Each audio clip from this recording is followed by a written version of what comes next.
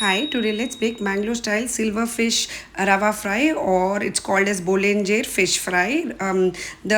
Here I'm making the masala right from the scratch. All the ingredients are in the screen above. You need to make this paste right from the scratch, and then you can store this masala at least for 30 days, and you can use this masala for any kind of fish fry. Now the next step is marinating the fish. Just before you marinate the fish, let's add in some ginger garlic paste. Give it a good mix. Here our silver fish has been neatly cleaned and washed. Now let's marinate the fish really very well. You can marinate it overnight for to get the best flavor out of it, or 30 minutes would be great to get the flavor. And next, as this is rava fry, you need to spread the ample amount or generous amount of rava over the silver fish. Spread it over really very well.